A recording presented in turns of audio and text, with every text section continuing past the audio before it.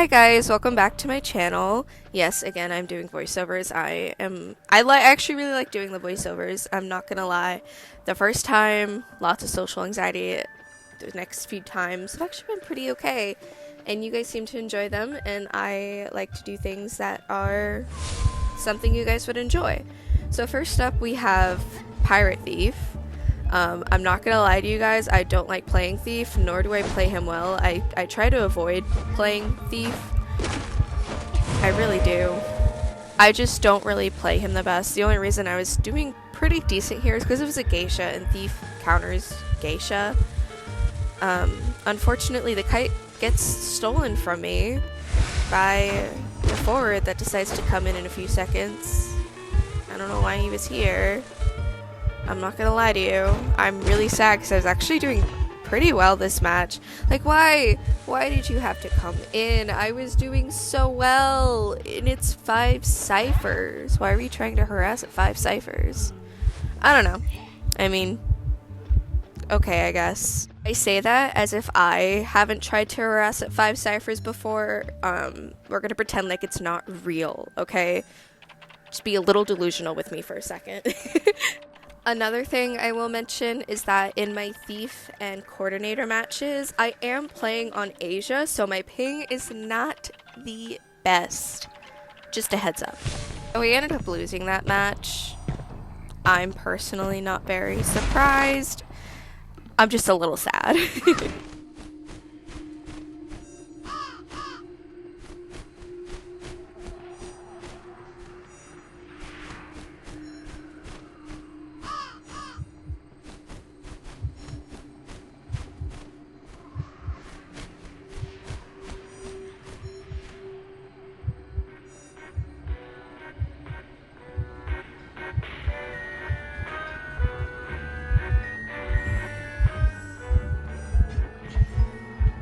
I'm not gonna lie, I kind of didn't know that Priestess was here. I am so sorry, Priestess. Sorry to whoever this Priestess was. Thank God he doesn't, like, switch to her. But, I don't really do the best either.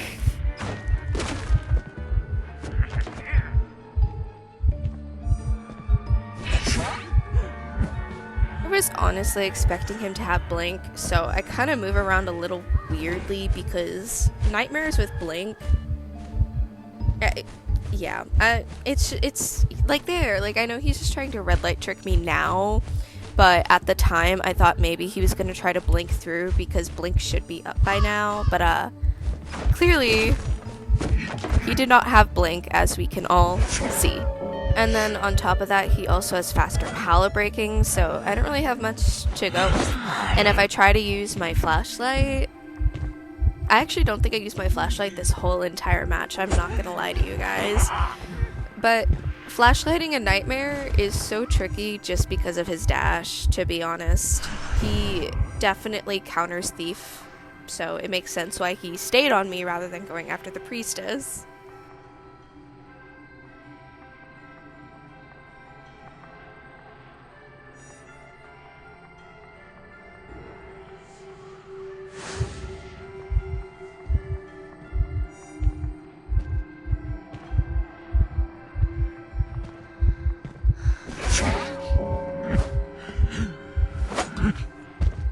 Promise I make up for the horrible first kite I did. I promise. I swear. Please.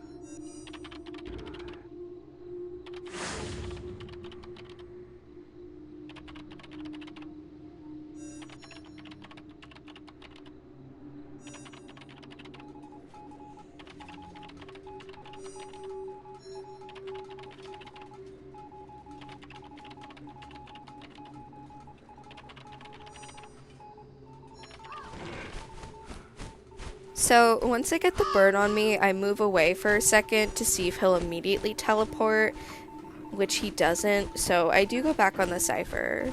And if he does teleport now, at least I do have plenty of spaces to work with. I don't know how I didn't get hit there. I genuinely do not know how I didn't get hit there.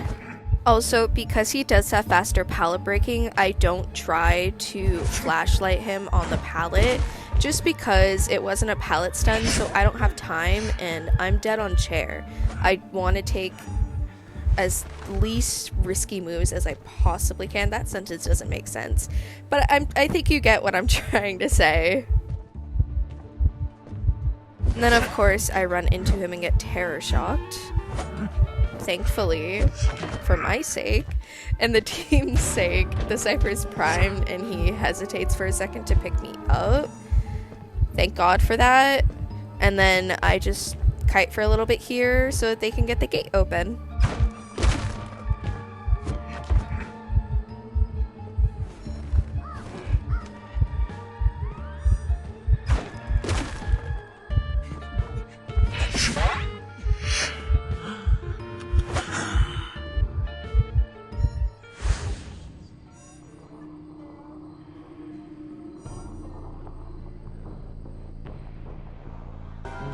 Wow, more Nocturnal escape. I love this game mode. I'm starting to feel like me saying I love this game mode is no longer the truth. But it also is the truth. I have no idea what I'm even saying at this point.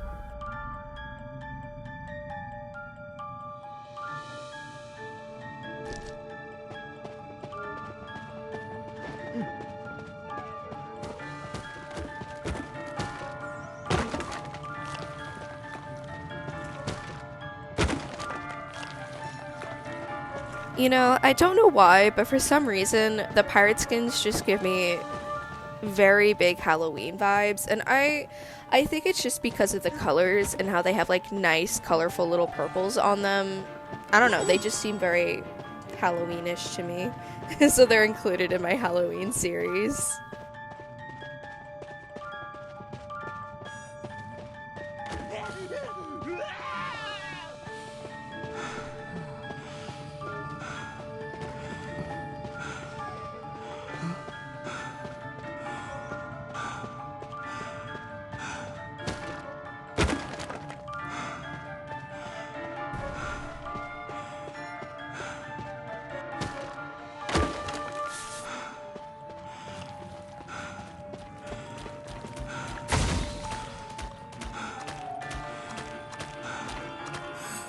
I think this is actually one of the few ones where I find a majority of the banquet items, surprisingly.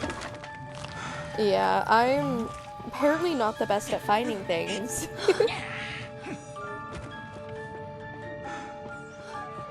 I will say though, someone should seriously take away the thief emotes from me. They're just so silly, okay? And they're funny to use.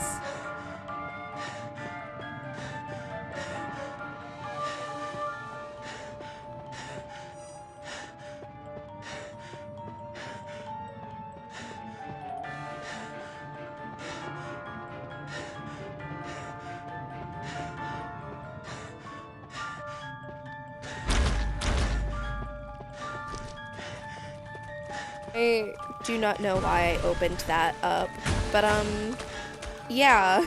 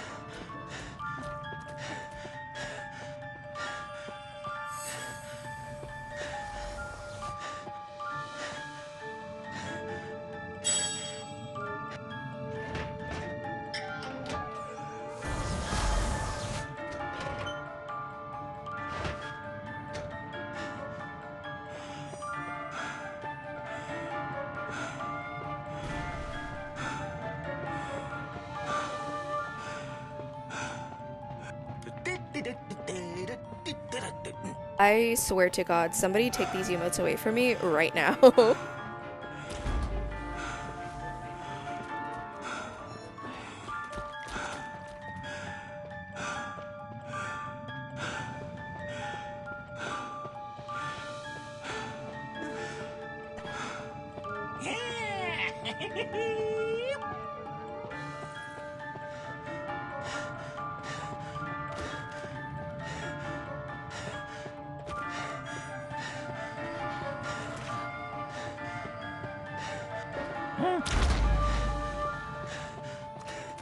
You really just tried to set me up there, are you?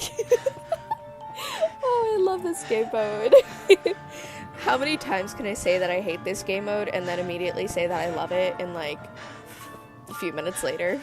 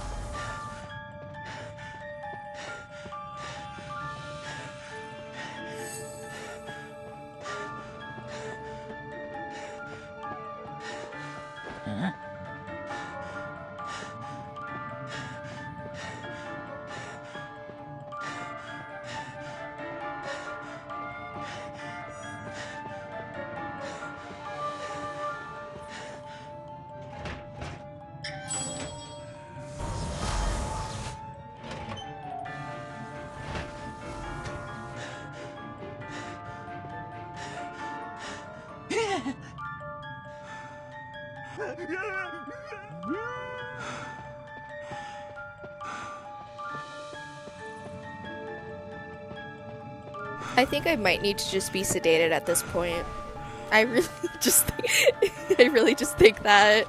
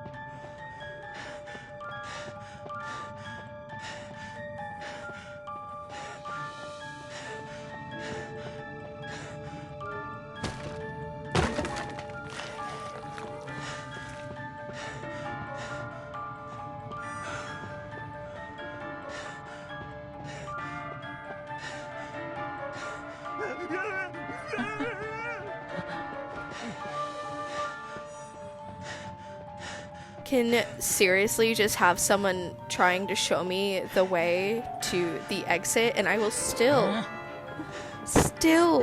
get lost.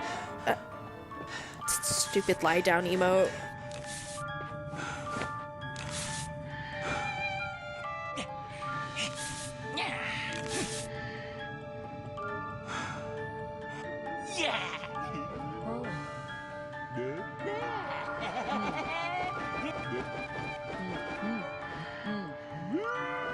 Postman's shame emote, or I mean, I'm pretty sure that's his shame emote anyways.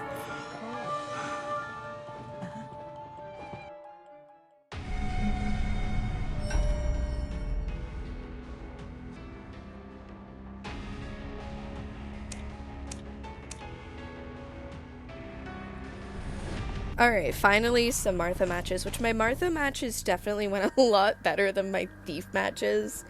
Which is a little funny, because they both only have one item to work with, except Thief, you can kind of just use the item for a while. Yeah.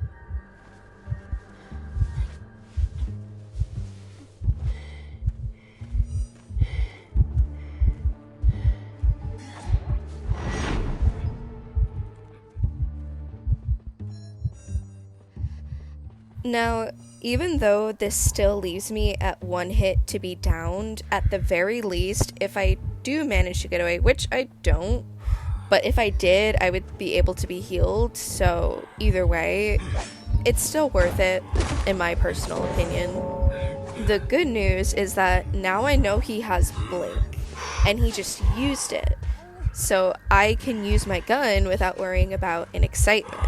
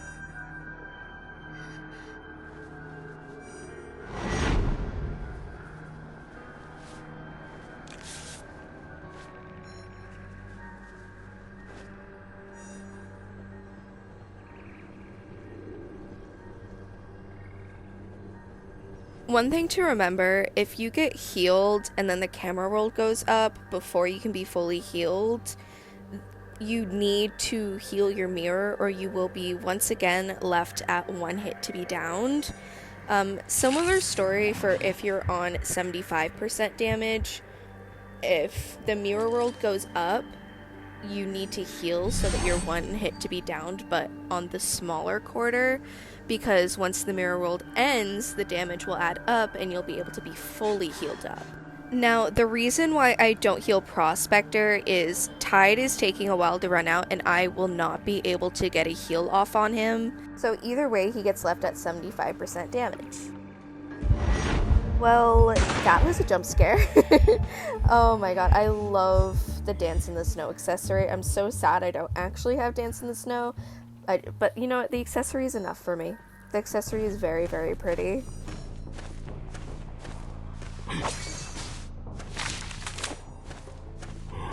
One other thing you may not know about Joseph, but when he is at full presence, his card trick will show where a survivor is simply by turning the camera direction to face where a survivor would be. So if you're wondering why a Joseph always knows where you are and how to find you, that is probably why. It shows him where the nearest survivor is. It goes for downed survivors, up and running survivors, and chaired survivors.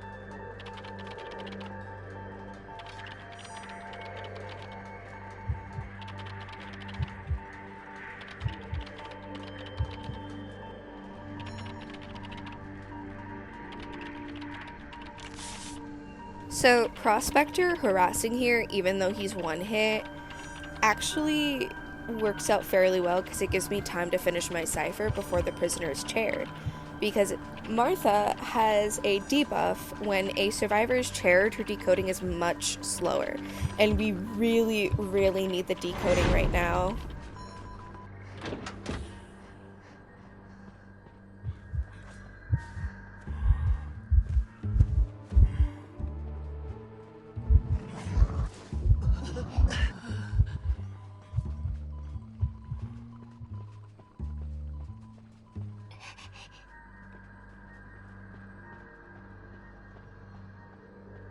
So I also go to heal up Priestess here because the photographer is preoccupied.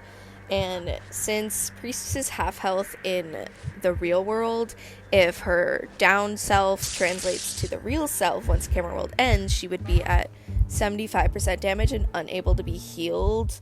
Which, because we have like 2 ciphers left, it is plausible to heal here unless they decide to focus on decoding, which they do just focus on decoding, and that works out very, very well here. But it's better to be safe than sorry.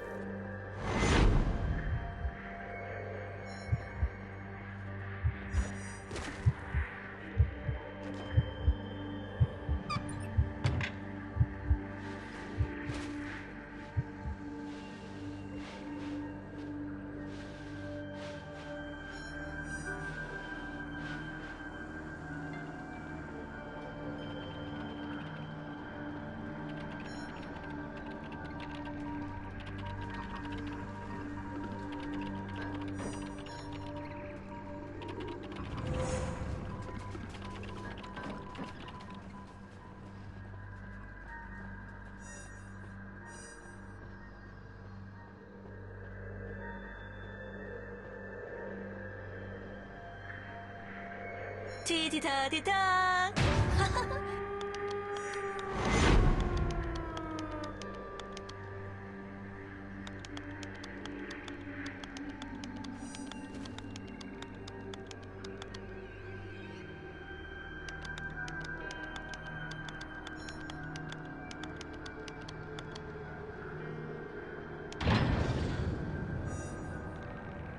So this is one of the reasons why Tide on Martha is so useful, because Tide has a buff where you move faster towards a chaired survivor. Martha has a buff where she moves faster towards a chaired survivor. And then with Borrowed Time, you also get like a small speed boost from that, like permanent speed boost while it's active. So you can move pretty fast towards that chair. But don't try to detention rescue unless the hunter is away from the chair or doesn't have detention. But also don't get too greedy, because even though they don't have detention, you can still mess up a match just by rescuing when you probably shouldn't be rescuing. More Nocturnal escape.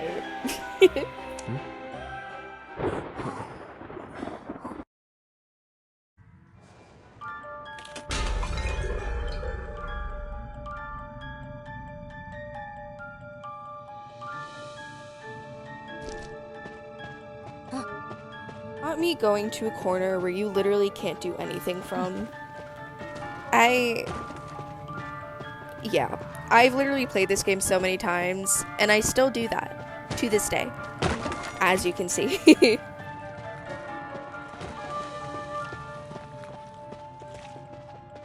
Oh.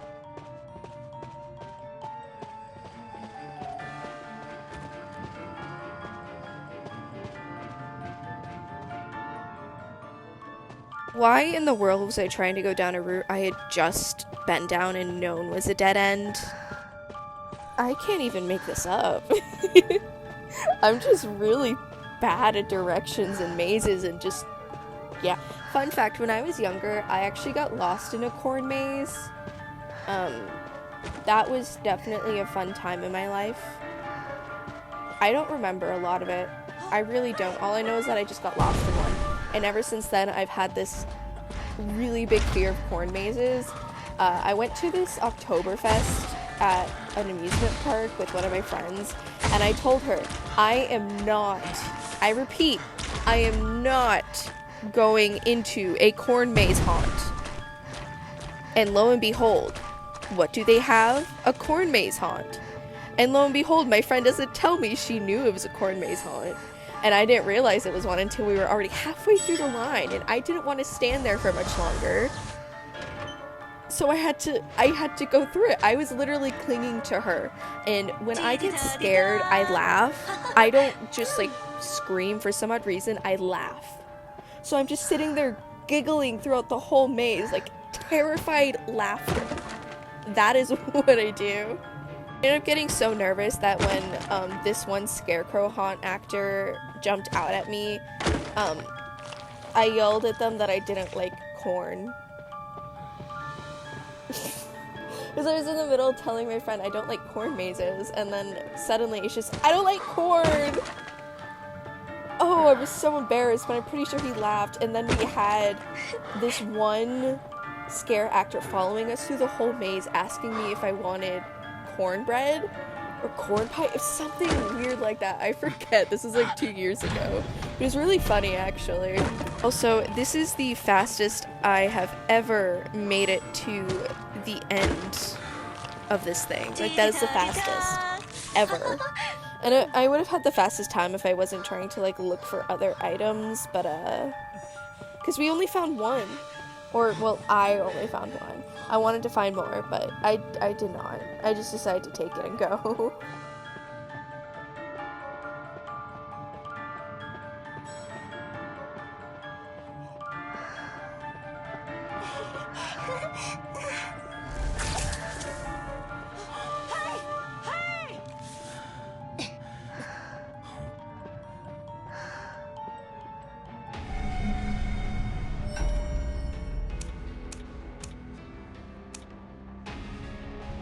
And now, the moment you've all probably been waiting for are my gardener matches, because you guys go absolutely feral over my gardener matches, which, you know what, fair. Very, very fair.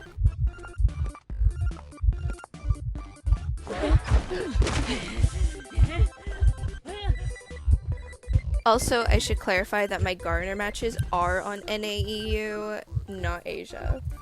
Only the thief and coordinator matches are. Also, please do not do what I just did and destroy a chair in the middle of a kite. I just felt like I had enough distance and I still had my bubbles, so I just did it because I plan on using this area.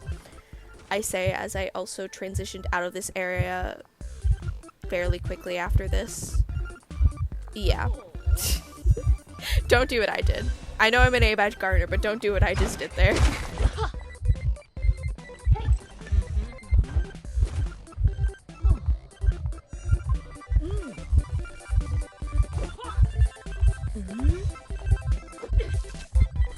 When kiting clerks, if she starts recording you, try not to use pallets or vault objects, literally as much as you can. Oh yeah, that's funny.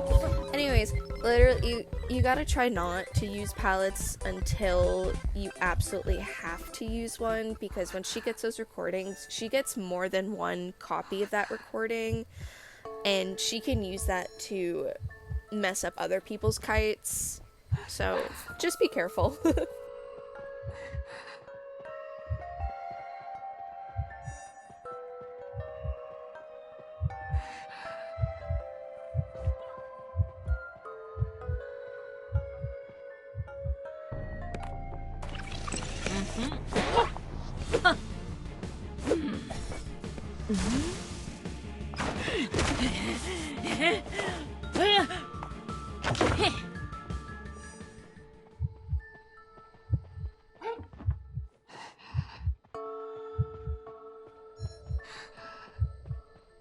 Now, I really didn't mean to lead the clerk over to the prospector, but in my defense, I thought that she switched targets because she went towards another cipher.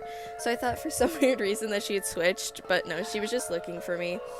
And then, yeah, she just came to where I was with prospector and got prospector instead, which is fine. It buys and wastes some time, so it works out in the end at the very least.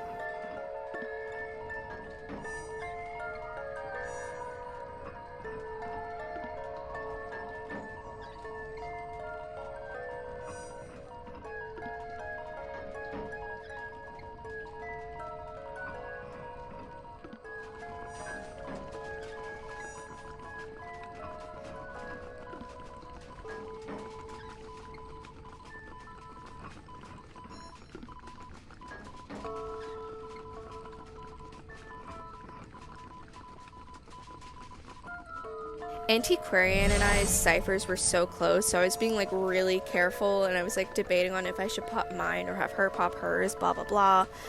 In the end, I ended up not doing mine, and then I popped mine. So I was the one that primed and popped. Yippee. This poor prospector was lagging towards the end, unfortunately, but it does work out, essentially. Basically, kind of. So as you see, I kind of pull off the gate every now and then because when she's not carrying a survivor, she can spectate your gate, and then she does have teleport, so that's also something to be careful of. In this case, she does not come to me, she instead teleports to Antiquarian, so I'm able to get my gate open.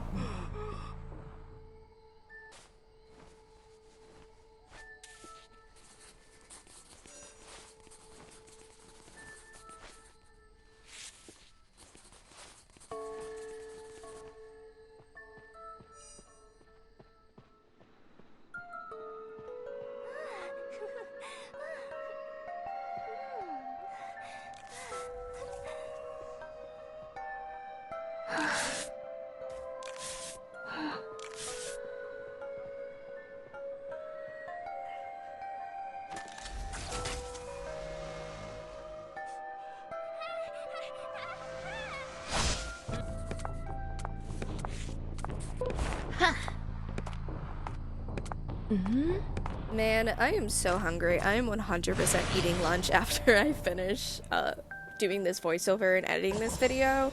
What I'll most likely do is I'll make the thumbnail? The thumbnail, that's the right word. I'll make the thumbnail, and then while it's uploading, I'll probably make something for dinner. Dinner? Lunch! For lunch. I still have no idea what I'm gonna eat for lunch though, so eh.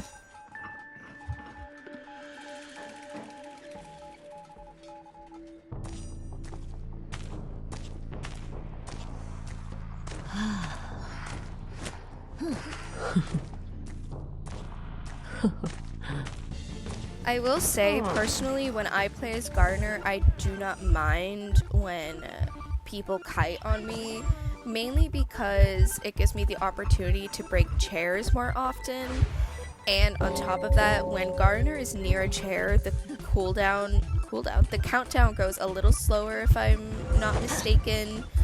Ooh, that would have been a really, really good blink, but unfortunately it doesn't connect because it doesn't go through. That 100% should have terror shocked me though if it had worked. Which is why you really need to be careful when you are breaking chairs, and you really need to keep an eye on those kinds of things because you really don't want to take that early hit or get terror shocked, etc.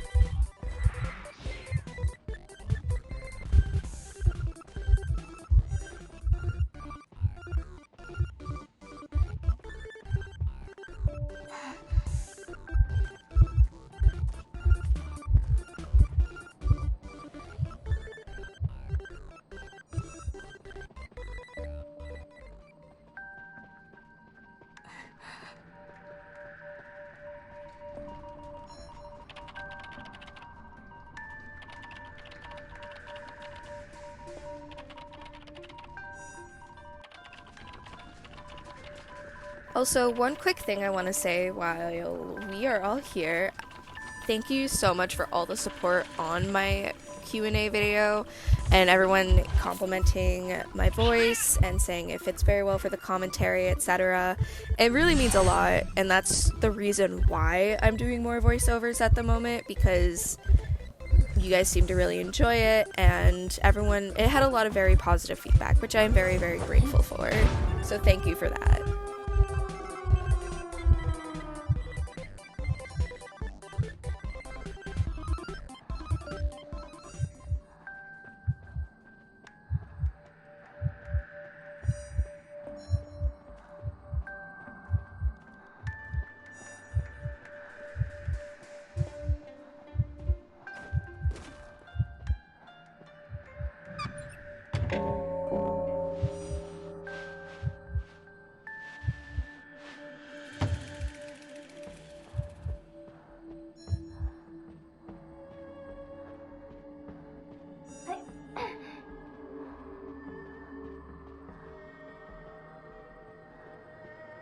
I always find it a little ironic when I don't use a bubble for the entire match, because that means all I've done is just raw kiting, and then the rest of it is just bubble if you need to, but I didn't even need to bubble, it was just more so raw kiting, which is good because you don't always want to just stop and stand there just to form a bubble.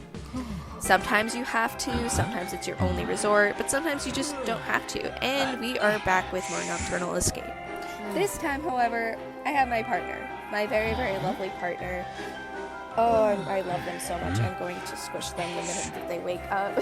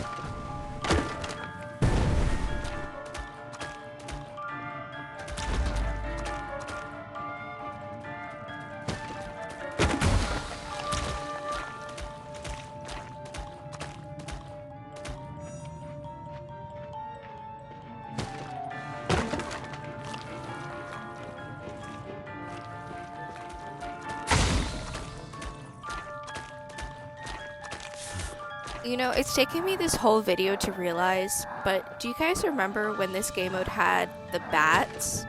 I was like, something feels missing. I feel like there's like another obstacle. It was the bats that would literally just circle around your head, or crows, whatever it was. I forget what they did, but I remember that they were a thing. That's what's missing. I was like, oh, okay, it's just the little wax stuff. Okay.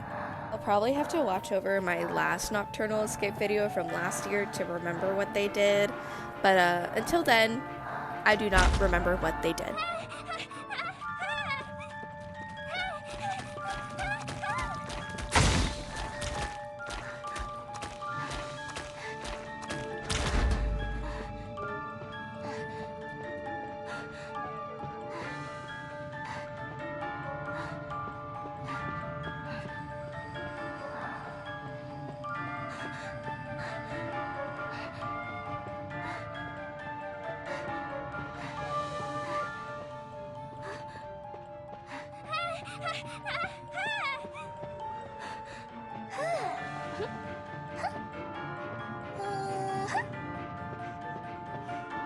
You guys have no idea how excited I get when I just catch like a literal glimpse of my partner in the game. I told them to turn their ass around when they were like away from me so that I could, you know, kiss emote at them through the walls.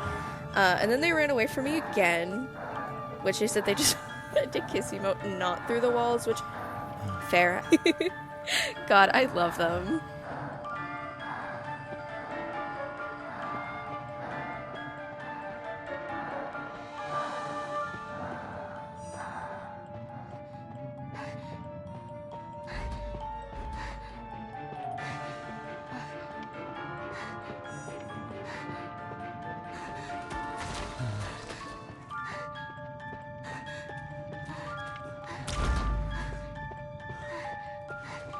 I just ambushed my partner there, and yes, I did it on purpose. Except it backfired and then hit me as well, so I guess that's my karma.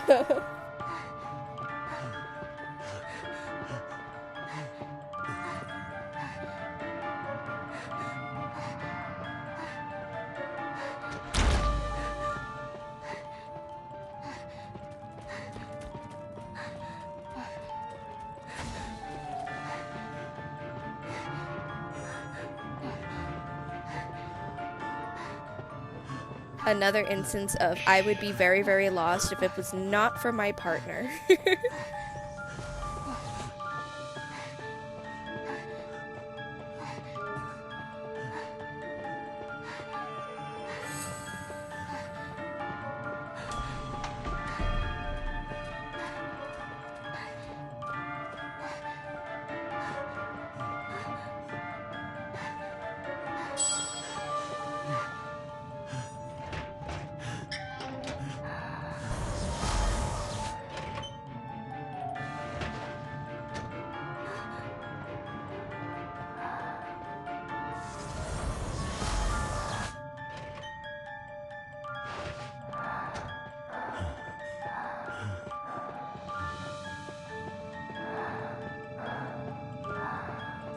I don't know why I always try to go down that corridor. I know it's a dead end.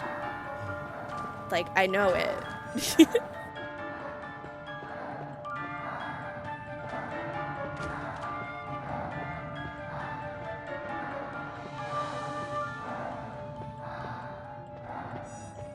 Another instance of me being lost, even though my partner is giving me literal directions to where I'm supposed to be going.